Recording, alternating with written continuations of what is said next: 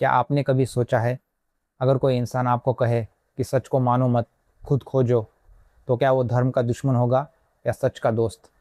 आज भी लाखों लोग ओशो को महान विचारक मानते हैं, जबकि लाखों लोग उन्हें विवादित गुरु कहते हैं। लेकिन सवाल ये है, क्या हमने कभी ओशो को खुद समझने की कोशिश की है? आज की इस वीडियो में हम किसी की पूजा भी नहीं करेंगे और किसी की निंदा भी नहीं करेंगे।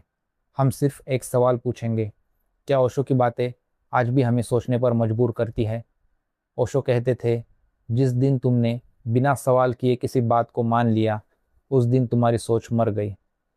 बचपन से हमें बहुत सी बातें सिखाई जाती है, क्या सही है, क्या गलत, क्या पवित्र है और क्या अपवित्र है।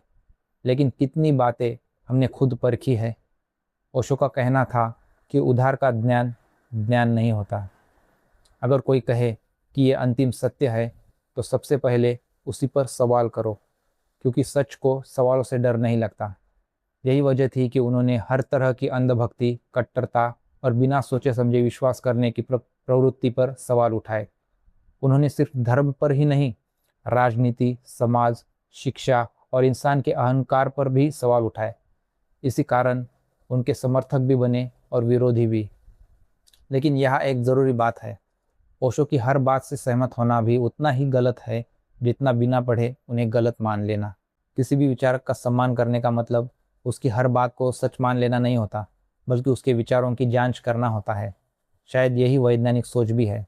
सवाल पूछो, सबूत देखो और फिर अपना निष्कर्ष खुद बनाओ। तो आखिर ओशो हमें क्या सिखाते हैं? शायद ये नहीं कि उनकी बातों पर विश्वास करो, बल्कि खुद सोचो। अगर कोई विचार सिर्फ इसलिए सही लगता है क्योंकि उसे लाखों लोग मानते हैं, तो हो सकता है वो विचार सिर्फ लोकप्रिय हो, सही नहीं।